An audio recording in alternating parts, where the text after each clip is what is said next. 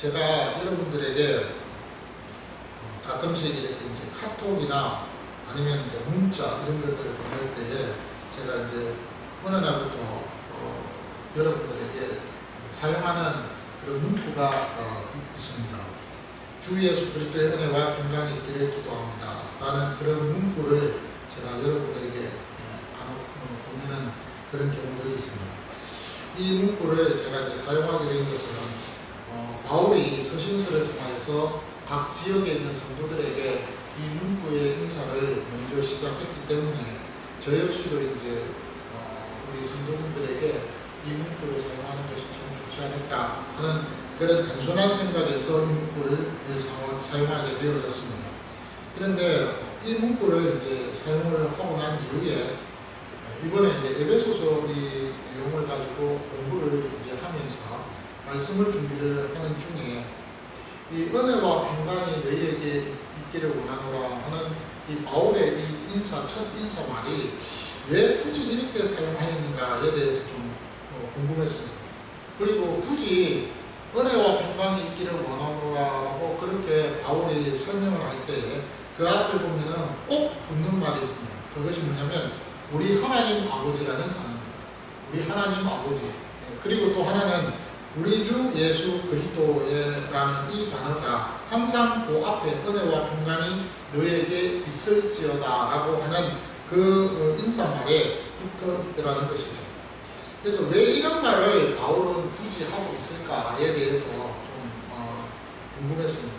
그래서 이제 그 내용을 가지고 여기저기 자료를 좀 찾아본 중에 바울이 이 은혜와 평강이라는 이 단어를 사용한 이것이 굉장하구나 하는 것을 제가 좀 발견하게 되어졌습니다. 여러분, 은혜라는 말 자체는 여러분들은 잘 아십니다.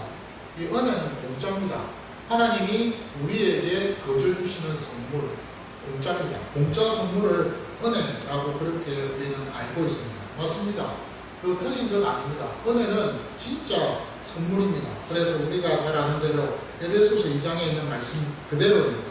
그 은혜에 대해서 분명히 고백을 하기를 이렇게 이야기하죠. 너희가 그 은혜에 의하여 믿음으로 말미암아 구원을 받았는데 이것은 너희에게서 난 것이 아니고 하나님의 뭐라고요? 선물이라고 했잖아요. 그러니까 선물입니다. 이 은혜는 말 그대로 하나님이 우리에게 그냥 공짜로 주시는 선물입니다.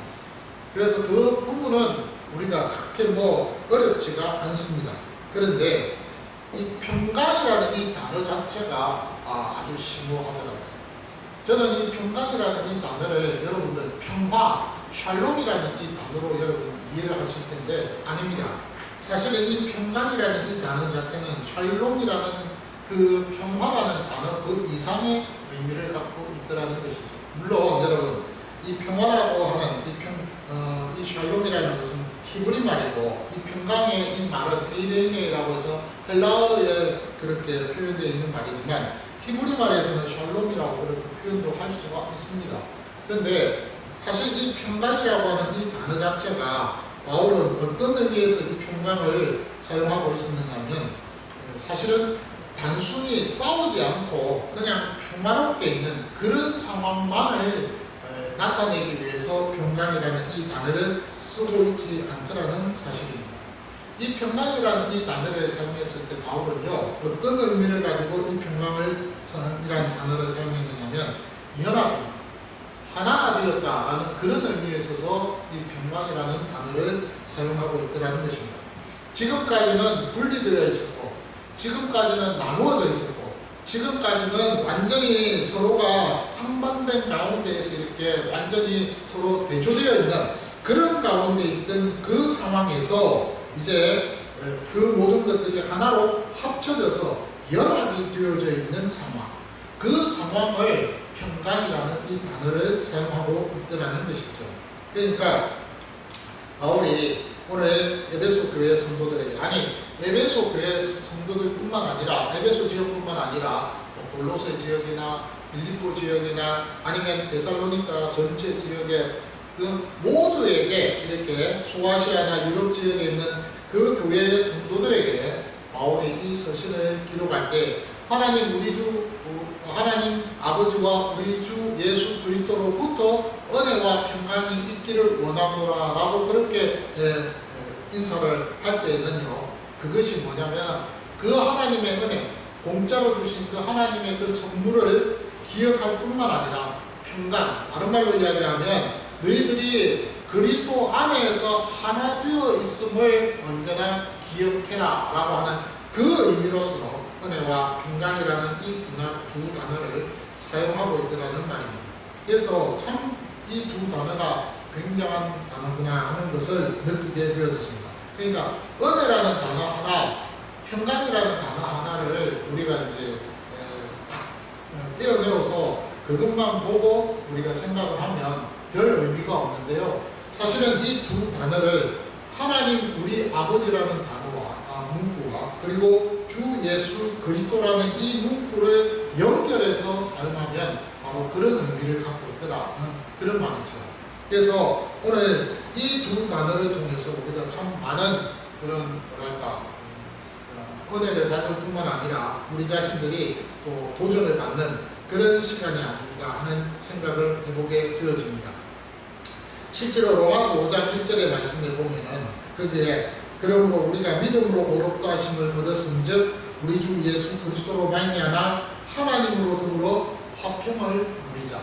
여기 화평이라고 하는 이 단어, 그 하나 되어져서 우리가 평강을 누리는 그 일에 있어서 바울은 주문을 하고 있는 것을 보게 됩니다. 그러니까 은혜를 받고 나면 평강이 오게 되어진다는 말이죠. 은혜를 받아야 평강을 누리면서 살아간다는 그런 말이 되겠습니다. 오늘 이 말씀을 우리가 묵상을 하면서 저는 그렇게 봅니다.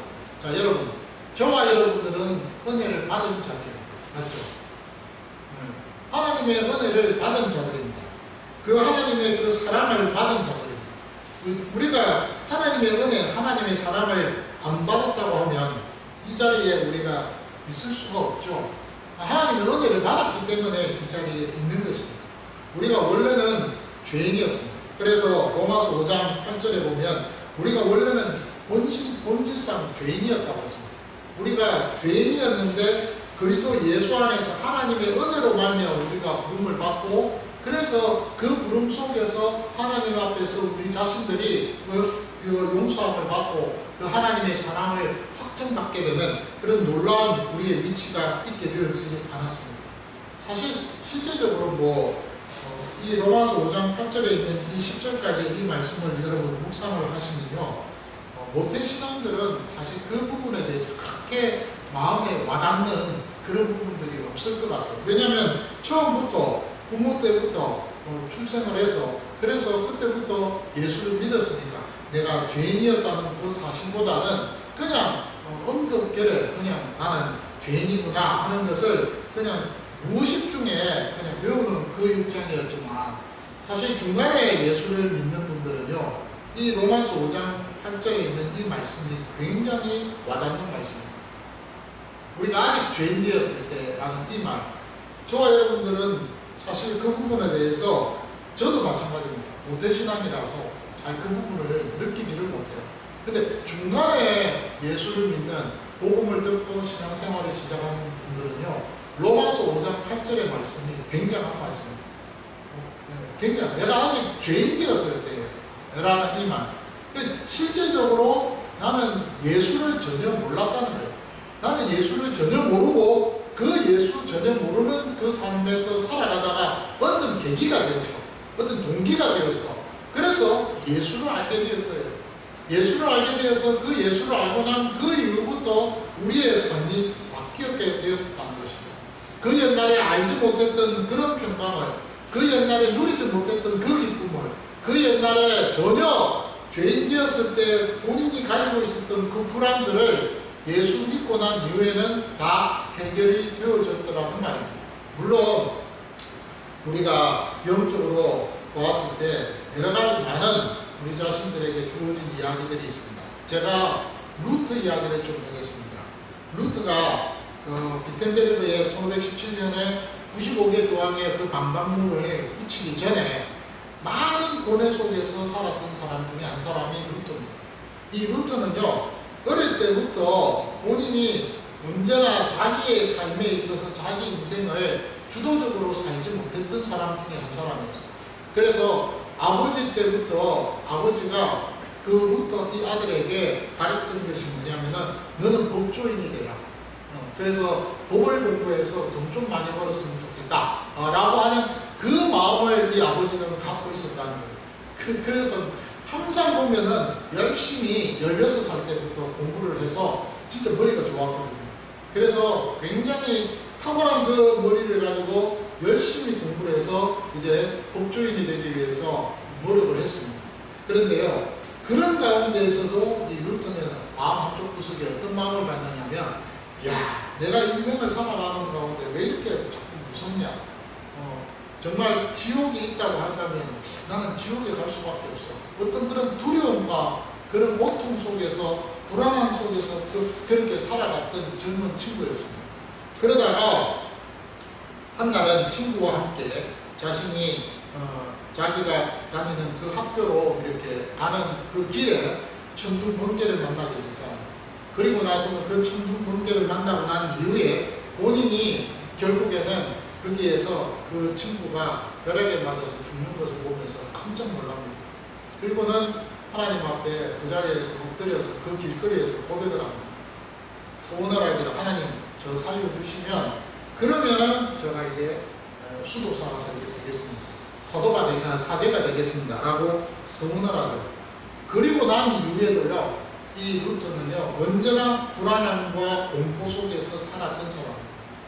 그러다가 그가 로마서라는 이 성경의 말씀에 있어서 이 로마서 1장 12절부터 20절까지 나오는 이 내용의 말씀을 가지고 설교를 하고 이 로마서를 주석을 하는 그 가운데에서, 그리고 강의를 하는 중에 그리스도 예수를 믿음으로 말미암아, 다른 말로 예수 그리스도, 주 예수 그리스도의 그 신실함으로 말미암아 하나님 앞에 우리가 의롭다함을 받았다는 그 메시지에 대해서 분명한 그 뜻을 알고 난 이후부터 그 삶이 완전히 바뀌어지게 되어졌다는 거예요.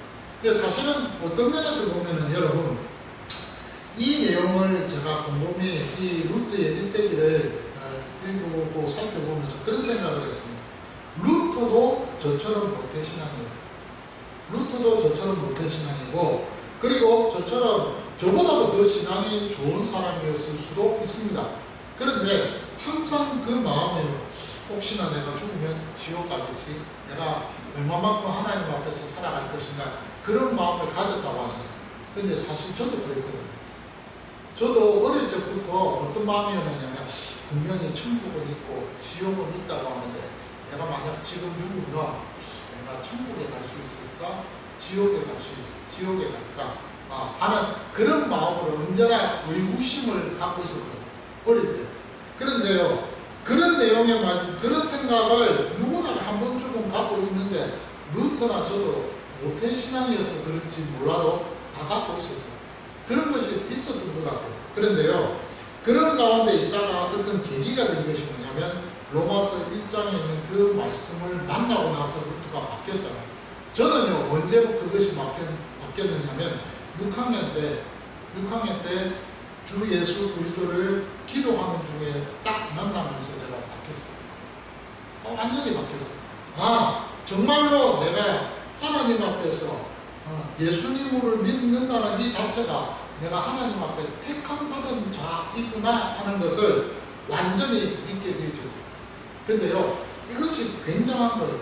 이런 확신이 나에게 딱 있으니까 그때부터 어떤 마음을 갖게 되느냐면, 내가 구원받았다는 것이 정말 구원받을 수 없는 그런 상황이었는데 내가 구원받게 되어졌구나 하는 것을 내가 깨닫게 됐어요. 그것이 선물이었다는 것을 중학교 때 SFC에서 말씀을 통해서 배우게 되죠. 이것이 선물이구나. 이것이 선물이고 이것이 하나님께서 나에게 주신 은혜구나, 호의구나 하는 것을 배우게 됐습니다. 그런데요, 더 놀라운 것은 여러분 뭔지 아세요? 그것까지만 여러분 다 알고 계시잖아요. 그런데 그것이 한 번만 끝나는 단회적이라는 것이 아니라는 거예요. 이 단회적이 아닌 이것은 계속해서 연속적으로 반복되어지고 있다는 것을 여러분 아셔야 된다는 거예요. 무슨 말이냐면 오늘 여기 본문에 보면은 바울이 이렇게 이야기합니다. 하나님 우리 아버지 주 예수 그리스도로부터라고 그 다음 말씀에 은혜와 평강이 있을지어라고 했을 때 이 은혜와 평강, 이 은혜가 계속해서 에베소 교회와 그 지역에 있는 성도들에게 계속 머물기를 원한다고 했어요. 그 말은 다른 말로 이야기하면 단회적으로 한 번 딱 끝나는 것이 아니라는 거예요. 지속적으로 연속적으로 계속해서 그 은혜를 너희들이 누리면서 살아가기를 원한다는 거예요. 그 은혜를 언제나 맛보면서 살아가기를 원한다는 거예요. 내가 예수 믿는 자로서 하나님 앞에 구원받았다는 그 자체만으로 거기에서 끝나는 것이 아니라 구원받은 그것을 통하여서 내가 하나님으로부터 이런 은혜의 사랑들을 매 순간순간마다 내가 걸어가면서 내가 밥을 먹으면서 내가 여러 가지로 많은 생각들을 하는 가운데에서 그 하나님의 사랑이 예수 그리스도의 그 긍휼하심과 그 놀라운 은혜들이 언제나 나의 삶에서 머물고 있다는 이 자체를 언제나 기억하고 살아요. 그것을 언제나 누리면서 사는 이것이 참 중요하다는 거예요. 그런데 오늘 여기에 본문에 그 말을 바울은 지금 우리에게 하고 있다는 거예요. 너희들 그런 은혜를 맛보면서 살아가기를 원한다. 이미 너희들이 한번 구원받은 것은 맞다. 그 구원받은 것은 맞지만 받은 그 구원을 가지고 너희들이 계속하여서 하나님이 계속해서 너희들에게 허락하신 그 호의, 그 선물, 그 사랑을 언제든지 그것을 누리면서 살아라. 자, 여러분, 예를 들어서 우리가 숨을 쉽니다. 공기가 없으면 어떻게 될까요? 이것도 하나님이 우리에게 주신 호의입니다. 건강 없으면 어떻게 될까요? 못 걸어다닙니다. 우리가 못 움직입니다. 이것도 하나님이 우리에게 주신 호의입니다. 우리가 살아가면서 내 주변에 있는 많은 사람들을 만납니다.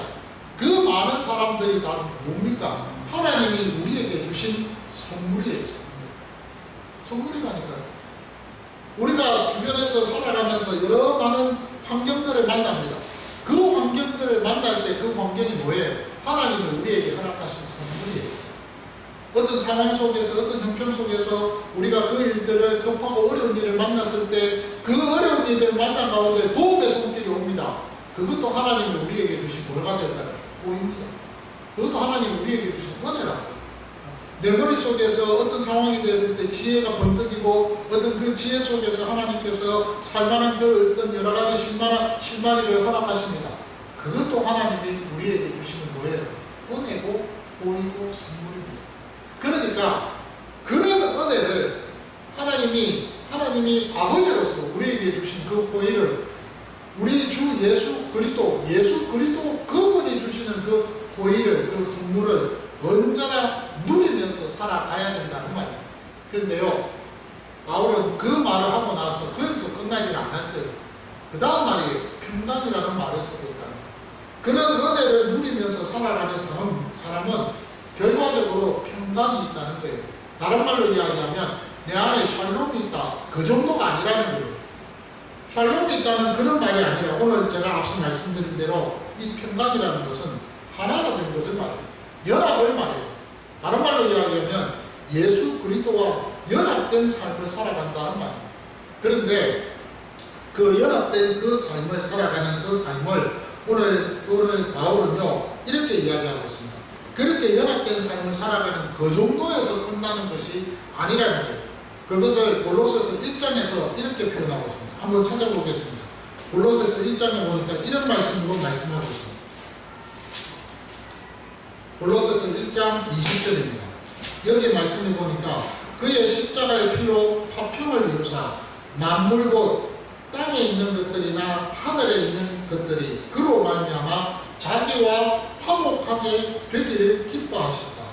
예, 전에 악한 행실로 멀리 떠나 마음으로 원수가 되었던 너희를 이제는 그의 육체의 죽음으로 말미암아 화목하게 하사 너희를 거룩하고 허먹고 책망할 것이 없는 자로 그 앞에 세우고자 하셨으니 만일 너희가 믿음에 거하고 터 위에 굳게 서서 너희들은 바 복음의 소망에 흔들리지 아니하면 그리하리라. 이 복음은 천하 만민에게 전파된 바요 나 바울은 이 복음의 일꾼이 되었다고. 무슨 말입니까? 우리가 이런 은혜를 누리고 살아가는 사람들은요 하나님의 평강, 하나님으로부터 오는 그 평강이 아닙니다.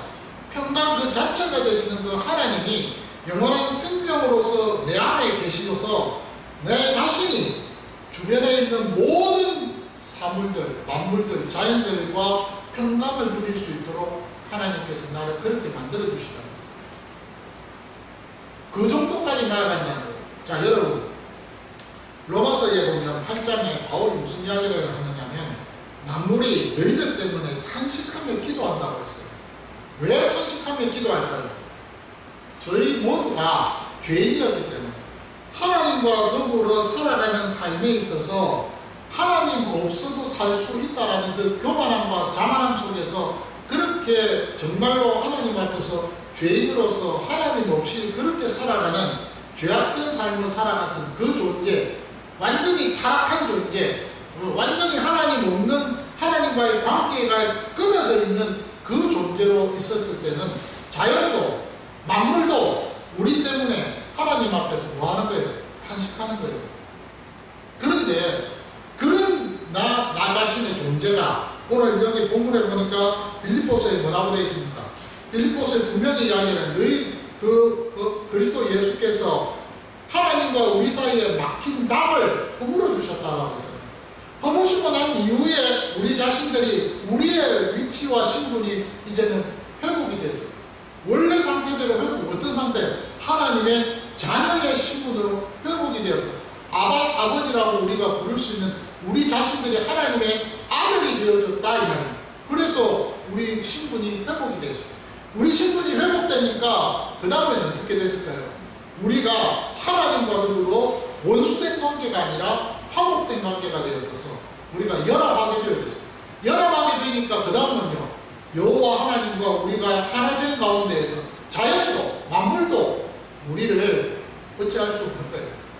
함께 그 일에 있어서 함께 공감하며 나아갈 수 있는 같은 말, 같은 마음, 같은 뜻, 같은 열매의 그런 관계로서 그런 환경이 되어지더라 하는 말. 그러니까 결국은 오늘 골로새서 1장에 있는 이 20절에 있는 이 말씀대로 만물도 우리 때문에 기뻐하는 거예요.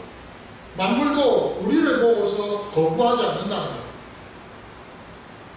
그것이 바로 은혜를 누리는 그 사람에게 주시는 하나님의 복음입니다. 자, 여러분, 우리가 살면서요, 우리가 많은 일들을 겪습니다. 그런데요, 어떤 일들은 되어질 때도 있고 어떤 일들은 안 되어지는 경우들도 있습니다. 그렇잖아요. 그럴 때 우리가 그럽니다. 하나님 도와주세요. 하나님 이거 잘 되어야 됩니다. 라고 하잖아요. 그런데 그럴 때마다 우리 자신들이 하나님 앞에 기도할 때 안 될 때는 안 되는 걸로 감사하고 될 때는 되는 걸로 감사하는 그런 경우들이 있습니다. 그런데요, 바울이 로마서 8장에서 이렇게 이야기합니다. 하나님을 사랑하는 자, 곧 그 뜻대로 부르심을 입은 자들에게는 모든 것이 합력하여 어떻게 한다고? 선을 이룬다고 했어요. 그 선이라고 했을 때 그것은 흉통이 아닙니다. 그것은 하나님의 뜻 안에서 그 모든 것들이 이루어진다는 말이에요. 그런데 그 하나님의 뜻 안에서 이루어질 때 그때 사용되어지는 그 모든 환경들이 만물입니다. 그 만물들이 우리와 함께 연합하여서 그 일들을 이루어 나간다 이 말입니다. 그럴 때마다 하나님 앞에서 우리 자신들이요, 우리의 신앙을 돌이켜보면서 우리 자신들이 감사할 수밖에 없다는 거죠. 그래서 오늘 여기에 나오는 이 에베소서 1장에 있는 이 2절에 있는 이 말씀, 하나님 우리 아버지와 주 예수 그리스도로부터 은혜와 평강이 너희에게 있을지어다라는 이 인사말은요, 에베소서에만 있지 않습니다. 골로새서에도 있고요, 데살로니가 전후서, 고린도 전후서, 갈라디아서 다 있습니다. 어떤 심정으로 바울이 그 각 지역에 있는 성도들에게 이 인사를 하고 있느냐는 겁니다. 바로 이런 심정이었다는 거예요. 너희들이 지금 알고 있는 그 은혜는 그 이상의 은혜라는 거예요. 근데 그 은혜를 한 번 받는 것으로 너희들이 거기서 만족할 것이 아니라 매일매일 그 은혜를 하나님께로부터 예수 그리스도로 말미암아서 영원한 생명이 내 안에 있는 그것을 통하여서 계속해서 주고 있다는 거예요. 그러니까 그것을 누리면서 살아가라 이 말입니다. 그렇게 누리면서 사는 그 삶은 본인의 평강뿐만 아니라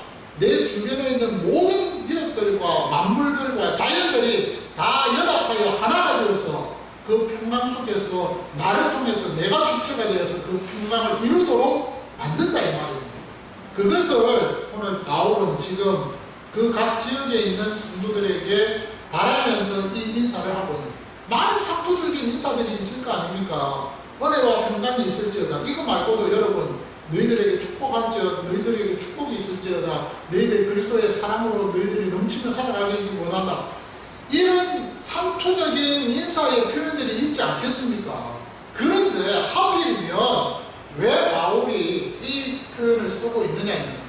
왜 하나님 우리 아버지와 주 예수 그리스도로부터 은혜와 평강이 너희에게 있을 거라고 있을지어다라고 왜 이런 표현을 사용하고 있느냐 이 말입니다. 바로 바울은요 앞서 말씀드린 이런 의도를 갖고 있었기 때문에 그런 은혜를 너희들이 맛보았지 한 번만 맛본 것이 아니라 계속해서 맛보고 있다는 걸 알고 그것을 누리면서 살아가라는 거예요.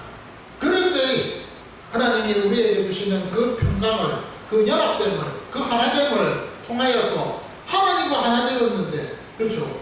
예수 그리스도 하나 되었는데 성령 하나님 그리스도의 영이 우리와 하나 되어 있는데 우리가 하나 된 우리 자신들이 내 이웃과도 하나 되고 내 가족과도 하나 되고 나아가서 만물들과도 하나가 되어 있는 가운데에서 그래서 하나님의 뜻 안에서 하나님의 뜻을 이루어드리는 그 삶을 살아가는 것이 더 더 멋지지 않느냐 이 말입니다.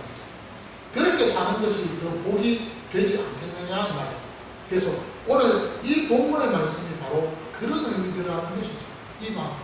그래서 오늘 여기에 은혜와 평강이 너희에게 있을 것이라고 하는 이 말 자체가 바로 그런 의미를 갖고 있다는 것입니다.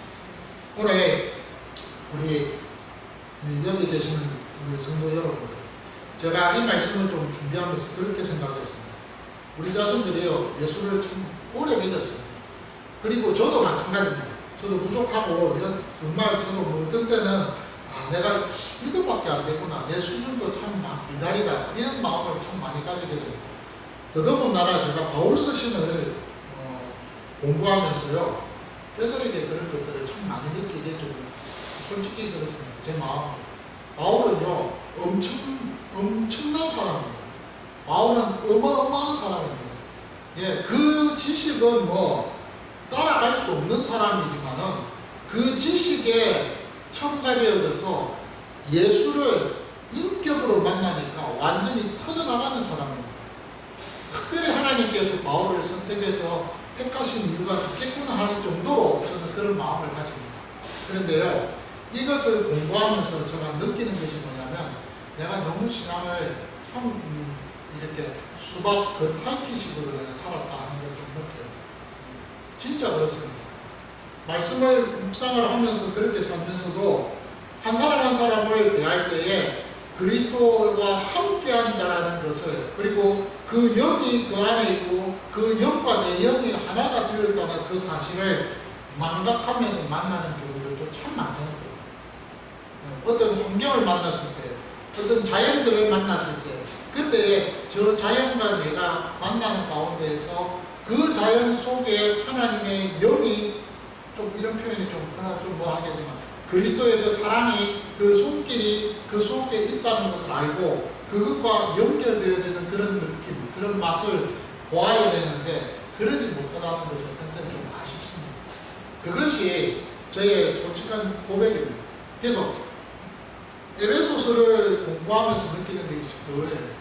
제가 주보 뒷면에 여러분들에게 그 추천 도서를 뭘 제가 소개를 했느냐면 로이드 존스 목사님의 에베소서 강의입니다. 한글로 번역이 되어 있거든요. 한번 구입해서 읽으십시오. 읽어보시면은 그 당시 로이드 존스 목사님은 1800년 후반에서 1900년대 초반에 계셨던 분인데 그 당시에 그 충교도 신앙을 갖고 있던 이 목사님들의 메시지가 어떠 있는가를 알 수 있습니다. 참 좋습니다. 예. 그 속에서 우러나오는 그리스도 예수의 생명의 그 말씀이 뭔지를 우리가 조금은 봐서 보는데, 말씀을 준비하면서 이 책도 읽어보고 주석도 찾아보고 하면서 제가 느끼는 거예요. 정말로 우리 자신들이 하나님 앞에서 내 안에 생명이 있다면 그 생명에 그 약동하는 그 모습 그대로를 맡기면서 내가 신앙생활을 하지 못했던 부분들이 많았구나 하는 것을 제가 느끼게 되죠. 정말 그걸 얘기합니다. 우리가 정말로 은혜와 평강이 너희에게 있을지어다라고 했을 때 그때 그 메시지가 정말 내가 은혜를 누리면서 살고 그 평강 속에서 연합되어서 하나가 되어서 살아가는 그 삶을 누리면서 맛보면서 사는 것이 필요하다. 제가 이 말씀을 준비하면서 내가 내 아내와 연합했다. 말은 연합인데 정말 내가 그 사람과 영이 하나가 되어 있는가? 내 자녀들과 함께 대화를 하면서 정말 내가 그들과 함께 영으로 하나가 되어 있는가? 영으로 하나가 되어 있어야 돼요. 그렇잖아요. 내 이웃들과 만나면서 우리 교회 안에 있는 성도들을 만나면서 내가 영으로 지금 하나가 되어 있는가? 그분들과 함께 그 영으로 하나 되어 있다는 이 말은 생각도 하나가 되어 있고 우리의 말도 하나가 되어 있고 그 뜻도 하나가 되어 있고 우리의 마음도 그들과 함께 통해져서 하나가 되어 있어야 돼요. 그것이 평강입니다. 그것이 평강이에요. 여기서 이제 더 나아가면 이것을 통하여서 하나님께서는 바울을 통하여 우리에게 가르쳐 주시는 내용의 말씀이 있죠. 그게 뭡니까? 하나님의 나라, 새 예루살렘이 이 땅에서 완성되어지고 더 나아가서 그 하나님의 나라를 우리가 또 죽은 이후에도 그 새 예루살렘을 맛볼 수 있게끔 하는 그 전 체험의 단계라는 것이죠. 그런 단계를 누리면서 우리의 신앙이 나아간다는 것. 그것을 바울은 두렵고 떨리는 마음으로 이 구원을 이루라는 그 말씀으로 우리에게 권면하고 있다는 사실입니다. 또 오늘 우리 모두가 이 말씀을 좀 묵상을 하면서 하나님의 영광은 나를 통해서 드러나는 것은 이 은혜를 누리고 이 은혜를 받을 때 그리고 이 평강을 받고서 누릴 때에 그리스도의 영광이 하나님의 영광이 우리를 통해서 드러난다 하는 사실을 기억하시고 이번 한 주간도 정말 우리가 기도하는 가운데에서 그 은혜를 언제나 마음에 묵상하고 우리가 생각하면서 좀 승리하는 그런 삶이 되어야 되지 않을까. 그렇게 좀 하나님 살아가게 해달라고 나를 붙들어 달라고 그렇게 주님 앞에 기도하면서 나아가는 이번 한 주간이 되었으면 정말 좋겠습니다. 감사합니다.